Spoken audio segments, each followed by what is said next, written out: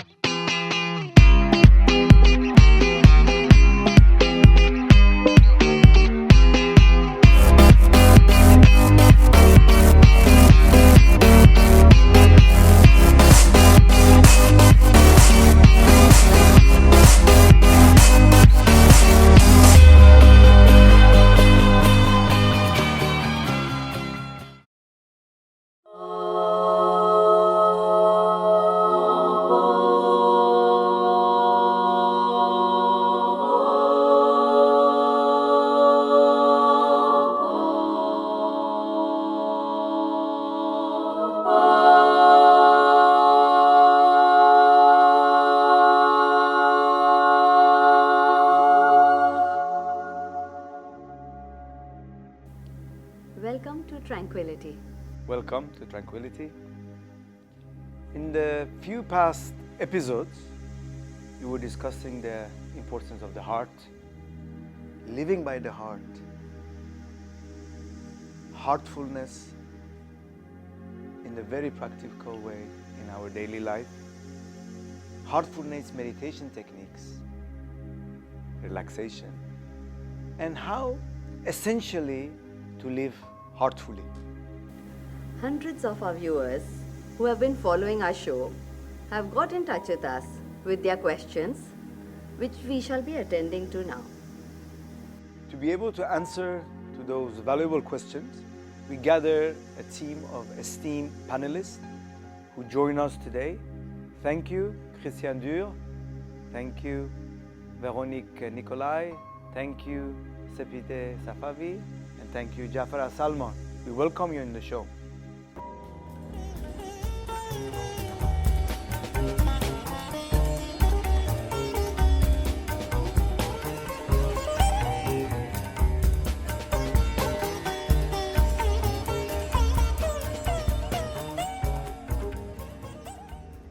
The first question that we've received is from Geeta Lalbai from Dubai. The question is, what is heartfulness? Is it a technique or is it a way of life? I think to define the extent of heartfulness will be a limitation. A lot of it depends on the craving and capacity of the aspirant. However, I like to think of heartfulness as a movement, a spiritual movement towards higher consciousness and self-realization. I think, again, there is a poem, that says, everybody says, how are you? How come nobody says, how aren't you? And you know what it means? It means that your natural state, you should be born conscious. You should be born awakened. So the poem goes, how come you are not enlightened? How come you are not conscious? You are not awakened, Because we have become, with time, sleepwalkers. We have forgotten our origin, like you mentioned. We have forgotten our origin. We have fallen into a place where it is negative and it is dark, So practicing heartfulness, I think, should be a way of life. Even if you call it a technique is to take you from where you are into some place which is better, which is higher. It's to find a solution. Sometimes you need techniques. So meditation and the rest of the tools that will be provided by heartfulness should be a way of life. It's It's not only meditation, it's your attitude towards life, your interaction with the world around you, with your family, with your society, with your work. All of these, you know, if you do them and carry them out while you are in constant remembrance or while you are on the heart, you know, then of course the result is wonderful, because you will see the love that is flowing around you. So Yeah, I think, you know, that this is I my agree. feeling. I agree when you say it's a way of life. I think the word itself says it, you know. Heartfulness, for me, there's just joy in it. Yes. And I've always tried to find, for me it's both, because you do have a technique. I think I will just say the same thing in other words, you know, like you have a technique to actually bring that joy that is also, Christian said, it's part of who you are, you know, deep inside, into the daily life. Yes. So it's like every day with meditation you tap into it, it reflects in your day, and it expresses. So it becomes a way of life, and it's all about joy, you know? Yeah, you know, what we mentioned, that our natural state should be as enlightened human beings. This is our birthright. Yes. So from that point, the only thing we have to do is to remove the barriers. It's not to bring something from outside. It's to remove the barriers and the veils that is, you know, forming a thick cover around our essence. You know? Yeah. So that is what our cooperation, you know, is required to allow it to happen, so to say. When we were I was listening to what we were saying about our own experience, you know, it's funny how actually this technique of meditation, if we call it like that, actually affects all our areas of life.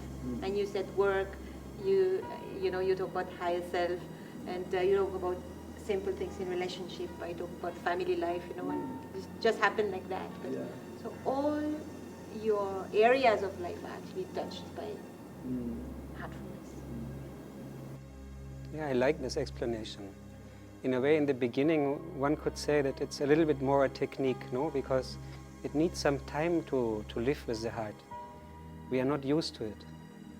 So, but then it becomes like a 24/7 thing, like each moment counts. And I mean, how can I meditate and have peaceful thoughts in the morning, and then I brush off the first person I see and be bad and have a bad behavior?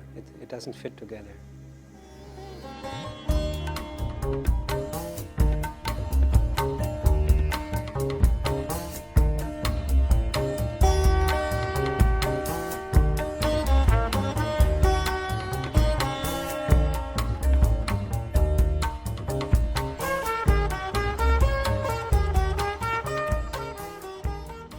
We have a question from Anish.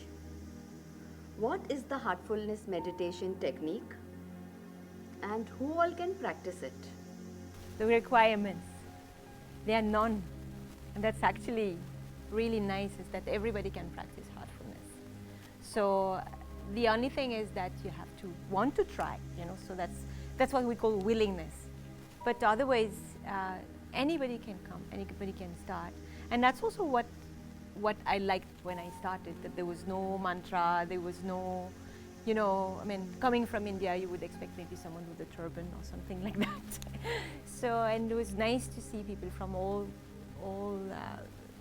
cultural background, you know, religious background. And also, there's no mention of stopping what you have been doing before, you know. So you experience, you see how it works for you, and then you decide. So it's a very, very open system. What would you say? You would add something? Yeah, I mean, you said nearly everything.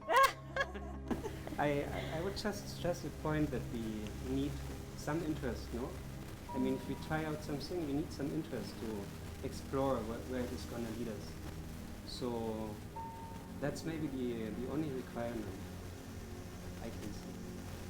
Heartfulness meditation is very simple.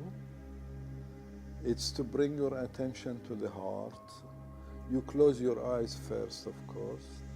Gently bring your attention to the heart. Feel that the divine light is within the heart without giving it any shape or color, just a feeling that the divine is in the heart. Slowly, slowly immerse yourself in the constant remembrance. Don't bother about any thoughts that come because, let them go. We should not suppress them in our system. And gradually fall into deep meditation. Really, deep meditation happens when the mind is silent, when it reaches a standstill. Then the meditation takes place. So what we do is gradually allow meditation to happen. Yeah, I was just going to add to that when I explain this, when I try to explain this to people who are starting this for the first time, because people have a tendency to want to repeat. So they keep asking me, do I then keep telling myself that I'm meditating on the divine light in the heart? And I have to tell them, no, it's not a mantra. So you don't repeat it. It's a suggestion. It's very subtle. It's very soft. You say it, suggested in the beginning. You feel like you have a lot of thoughts and you're getting distracted. You just kind of remind yourself, bring yourself back to the heart and remind yourself why you're sitting there, what you're doing. And the thoughts, the way I explain it, this is a little bit unorthodox, but I say, think of yourself as an island, and there's water flowing by you, right? And that water is always flowing, which is your thoughts that are always there. So what happens if you start paying attention to them, they will become hard for you to ignore. So if you just look at it that way, it's something that's happening. The thoughts are there, but you're not attracted to them, you're not repulsed by them, they're just there. And you notice, but you can let that go. It's the easiest way to get rid of the thoughts. So basically not paying attention to them. It's very simple. It's a very simple method, and when you sit down to do it, in explaining it, people wonder, that doesn't sound so simple, but when you sit and actually do it, you realize you can do it, and you can do it very easily. So it's all in the doing, really.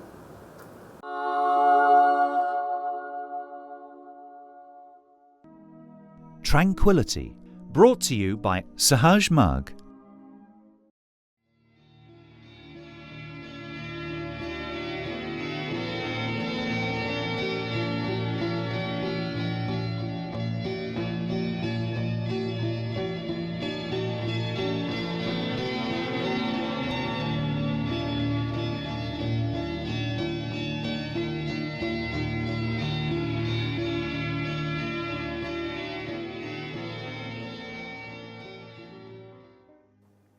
We have a question from Stanislav Garakov. What is so special about heartfulness meditation technique? So it's interesting, I can't compare a lot with other systems because I haven't done that many other types of meditation. I've tried different things, but this is the meditation I know and I've practiced and I've known. So I can't really compare, to be honest with you. But I do, from the little bit I've tried the other things, what I've noticed that this is the only meditation that I know that is mind meditation but heart-centered. So the heart is the core of everything. But nonetheless, even though we focus on the heart, we don't forget the mind. So the mind is also worked on. So it's a system that really I feel like it's a very complete system working on the two most important tools you have in life to move forward. So that for me is one. It's just that it focuses on both. It's not one way or the other. It's very subtle. The subtlety of it, I think, is unique in that way as well. Also, there's the element of transmission, which I believe is unique as well, which makes this different. you know, to compare in the past, maybe the ancient past, people had to renounce life, abandon their families in the hope that they will be accepted as disciples. They had to go through a lot of severe tests to prove their worth. Now, and heartfulness has made it possible that leading a family life, working, pursuing a career, and still be spiritual and aspire for the highest. As they think that family and society and life is the real test. It doesn't pay if you abandon life, you go to the desert, you go to the forest or to the jungle, and while carrying the crowd of the city in your hand. Heartfulness teaches us that the art is being amongst the crowd while your mind is in solitude. This is how we carry it out, this is how we practice. We don't run away, but we are in the midst, and our heart and our mind is connected to the divine. Also, the fact that meditation in the heart has made it very, very simple, as we think that concentration is the result of meditation. Some, they have used concentration as means for meditation. The result is that they struggle with the mind, and it is a losing battle, because the mind, you should not struggle with it, rather befriend it, harness it, soften it, until, you know, it will lead you itself to its secret. So I think with heartfulness, everybody has the possibility to practice and aspire for the highest spiritual goal, in my opinion. Also, the fact that no matter what background you come from, what religion you belong to, you can still do meditation. In meditation, you close your eyes and you try to see what is behind closed eyes, what is within you. So religion has no effect. If you are a Christian, we hope you will become a better Christian. If you are a Muslim, we hope you will be a better Muslim. If you are a Hindu or a Buddhist, we hope you will become a better Hindu or a better Buddhist, or whatever your religion may be. So I think there is a lot of positive points about spiritual pursuit and sadhana, and I hope everybody will try it and enjoy it. I heard a very important point from you, Jafar. It is about that we don't suppress anything. Because in a way that's the way of the heart, no? When you suppress thoughts, for example, they are still in our system. So we might be able to suppress them for some time, but when the right moment comes, they just boil up and the system explodes in a way. And everything what we experience in heartfulness, it comes automatically. That's the beauty. We don't need to change our life circumstances artificially, for example. We just meditate and see what happens. And there's no strain, no concentration by force. For me, I find it really fantastic that, especially since a few years, there are so many ways of meditation that come across the world. Like everybody is meditating. I think it's really, really nice. You know, it will change the world definitely. And when, like, specifically about heartfulness, it's that it's about love, and that's what we're missing. No? So that's the heart.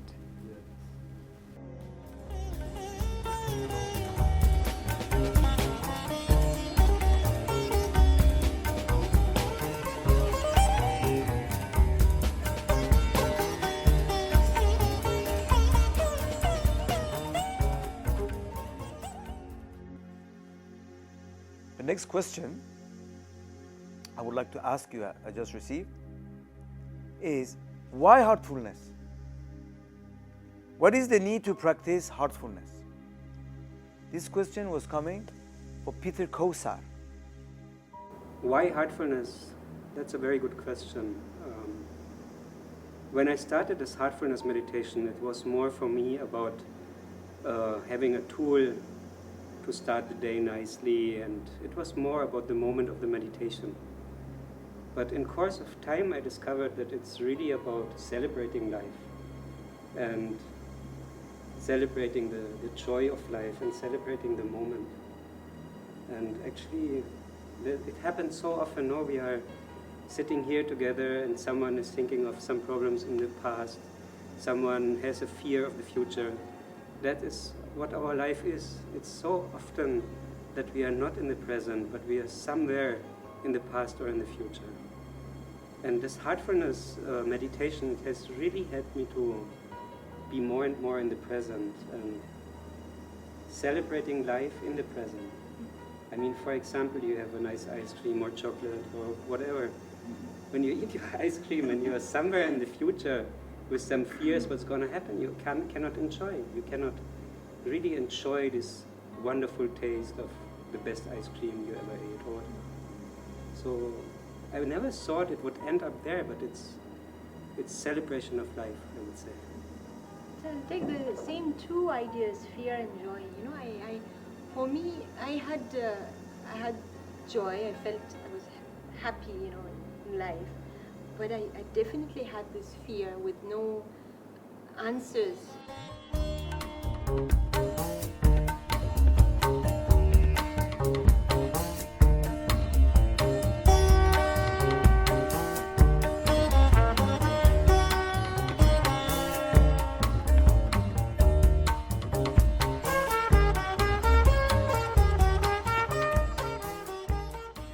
Our question is from Rosa Mira. Why do we struggle to live by the heart? That's actually quite interesting. You know, when I talk to people, I always say I studied engineering. I work in an industry that is very process oriented. So I'm using that side, the logical side of me all the time. And have to struggle sometimes to remember there is also the other part. There's the creative part. There's the heart part as well. And just infuse that into my daily life, because we are trained, I think, that's my observation.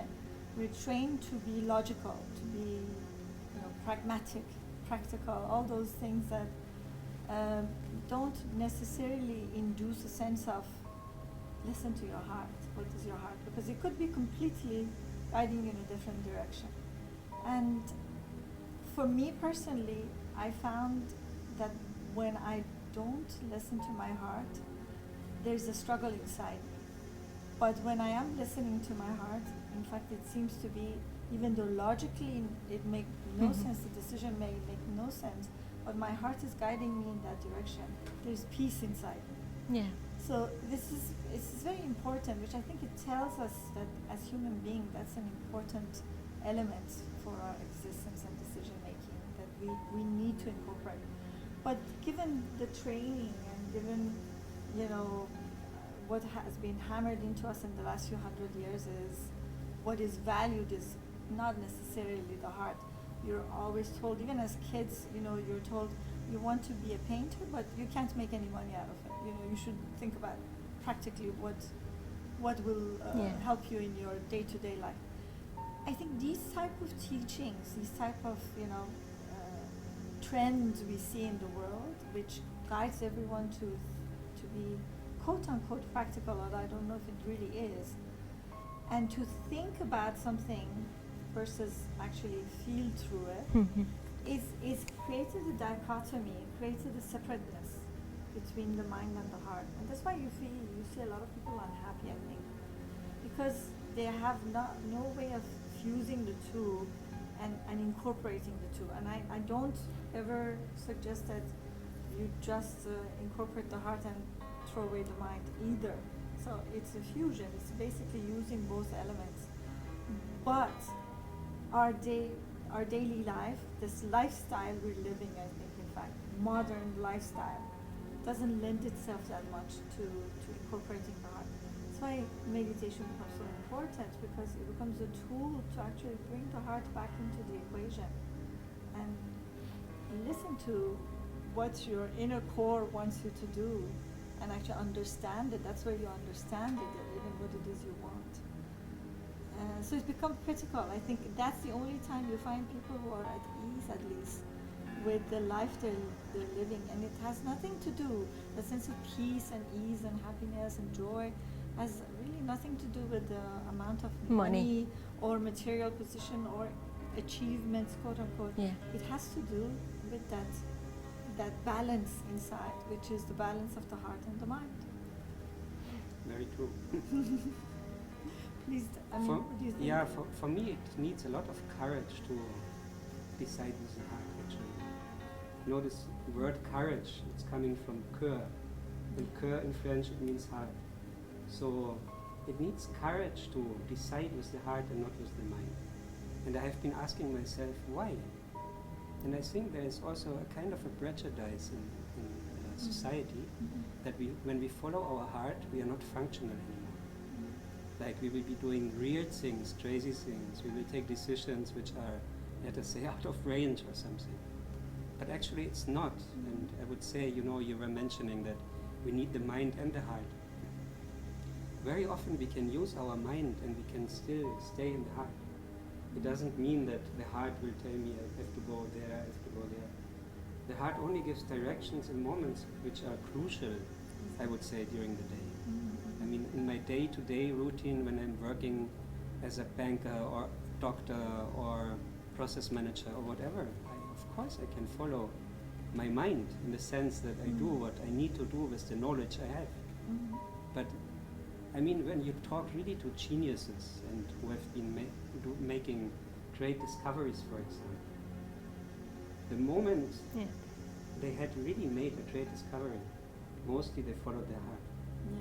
Even Intuition. if they were brainies and had an IQ of 170 or so. So it's even in the field of science, I would say, that the heart can lead us much further.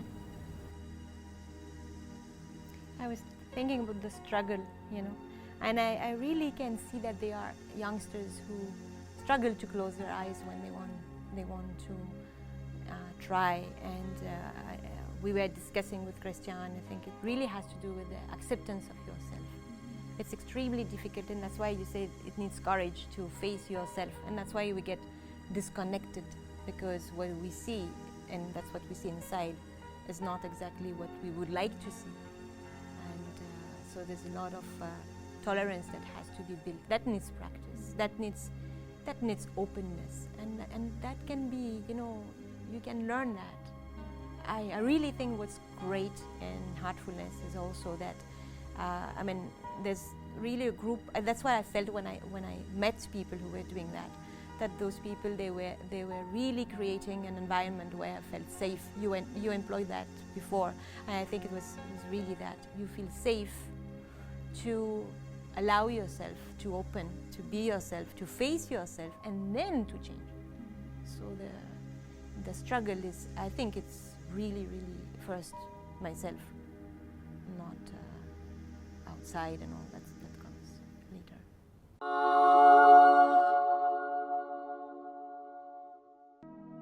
Tranquility, brought to you by Sahaj Mug. This question is from Stan Ligui. Besides heartfulness meditation, how else can we live heartfully? You know, I'm sure that there are many things we could do, but I would like to go a little bit in another direction. It is when we start heartfulness meditation, so many things they enroll by themselves. So I would say, of course, we can be vigilant during the day, that we are more in the present. But I would also say that it is quite a challenge not to become over-demanding on ourselves. Because this can be a blockage, you know, like, oh, I'm doing heartfulness meditation now, I have to change this, I have to do this, I have to live with the heart. And the very fact to try it too hard blocks the heart. Yes. So I would say just enroll life and be happy. And don't judge yourself too much. And you know, this thing about compassion, again, there has been some scientific studies about compassion, and the most difficult thing is to be compassionate for ourselves. So when we start this heartfulness meditation and we think, I have to do this, I have to do that, to be heartful, I will be judging myself and it will not be possible. So I would say in the beginning, just practice and do whatever is on your daily schedule. And try to observe maybe a little bit, you know, like, how am I reacting, what's going on in my life. I would say, you know, to become a little bit the observer of the day would help to live heartfully more and more. Yeah, I was just thinking about that as well. And you know, I think we do the meditation, in fact, to be able to live heartfully. In fact, the meditation is just a tool, but to live heartfully, what does it mean to me is all the things you mentioned: compassion, acceptance, tolerance, love, surrender even to us at some points, I would say, which when we talk about it like this, sitting here, it sounds so easy, right? But when something happens in your life, it's so hard. I find personally, I'm like very hard on myself. I'm harder on myself than I am on anyone else, actually. And that's, you think it's a good thing because you're kind of pushing yourself to do better, but I found that it has taken me a long time to learn that's not conducive for change, because it's critical, and it's critical. You can be feeding back into a system which is your own system in a loving way, which does not include judgment or criticism. It's just, here's the mirror, and remember, you're no worse or no better than anyone else around you. But I think when we become so critical, is again, now I think there's an element of ego there that pushes your expectation to a higher level. And why would you expect yourself to be perfection? You're not. We're not. Nobody is, right? So there's that element. So is to learn. I guess the meditation becomes a tool through which to learn to be kind, starting with yourself, you know, and then just kind of throw that back out at everything around you, right? So to accept things as they are and know we're all in the process of changing and growing and becoming or unbecoming. But it can only happen through tenderness and affection and love, most importantly. So I think meditation just becomes a tool for us to remember all of that on a minute-by-minute, day-by-day basis. And unless you can bring in this other element, which doesn't happen in that 1 hour of meditation, but happens in the other 23 hours that you're living, the meditation is not useful to you unless the second part happens. So to me, it's just kind of look at yourself, look at everything around you with a more loving lens. That's, for me, it's a very important point what you have been mentioning, CPD. It's the difference between judging ourselves and observing ourselves. No? And the border sometimes it's a little bit difficult to grasp. But one could maybe say that when we observe ourselves, there's utmost tolerance and self-acceptance. But we also need the self-observation to invoke changes. But in the moment where we go on the other side and we are on the judgmental part, we are lost because we are narrowing our experience somehow. But this is how the mind operates. You know, what happens The mind exists either by dipping in the past or worrying about the future. Right. And to be confronted with a situation or an event in the present, the mind goes to the past, search very fast for a similar experience. For a point of reference. Or a point of reference, knowledge about a similar event, then comes and compares. Then issue judgment. You see, this is why when you take the past away from the mind, worries about the future will disappear, and hence, if there is no past and no future, then there is no mind. And that is what you are trying to achieve during meditation. You see. So the mind, this is how it operates. Even in our daily, because I think the question is, what do you do besides heartfulness meditation? And Sister Sapide mentioned that meditation is a tool. Right. It is a tool amongst many other tools, many other effective tools. Tools are means, they are not goals in themselves. You see, once they have accomplished their mission or this, then they can be put on the shelf, finished. You have to proceed into a different dimension where these tools may be necessary, may be not necessary. You see? So the other tools are, you know them. For example, watchfulness. To have like a deputy steward, so the cleaning is going on. Your mind should not go into dark places and negative areas. You know, that is accomplished by constant remembrance, we call it, for example. And this is how to keep the mind in check.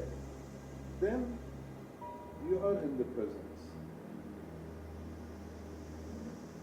And present moment is a beautiful moment.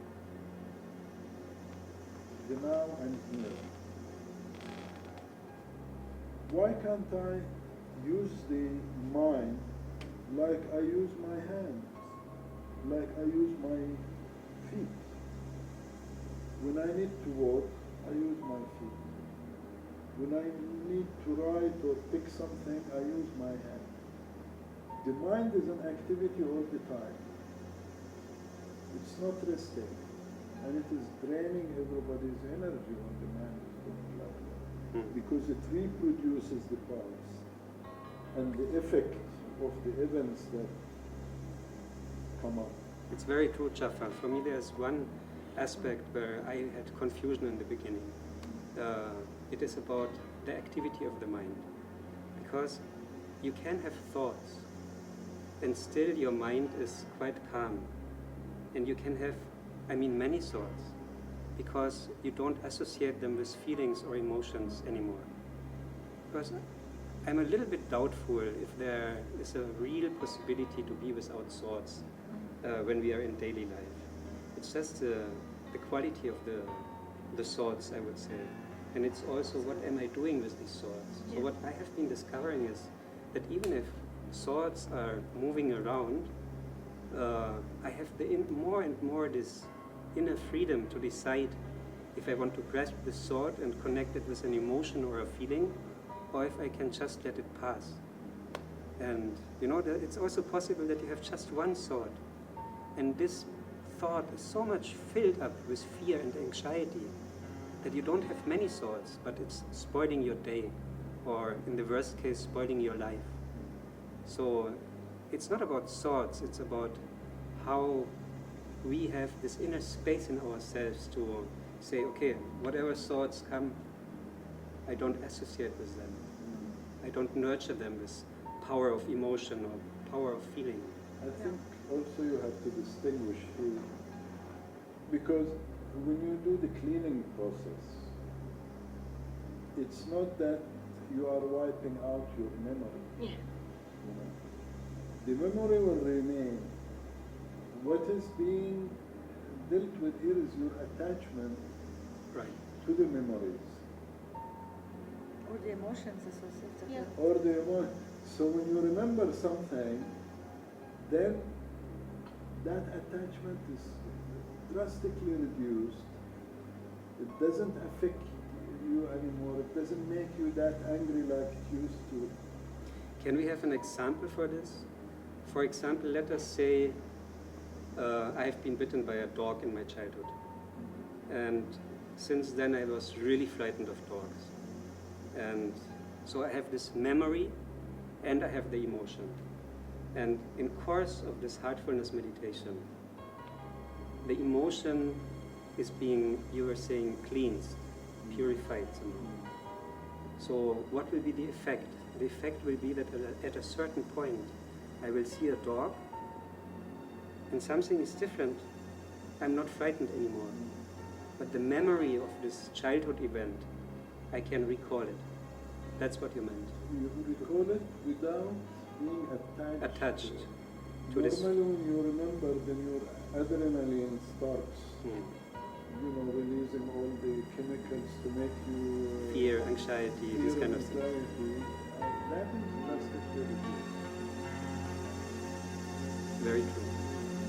The attachment.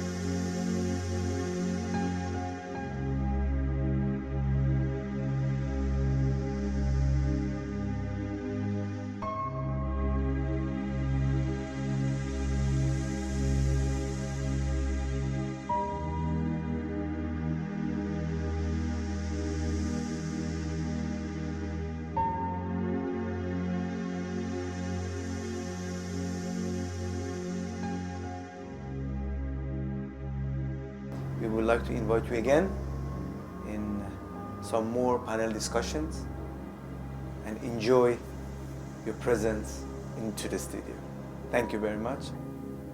See you all, same time, same day, next week. Thank you. Goodbye.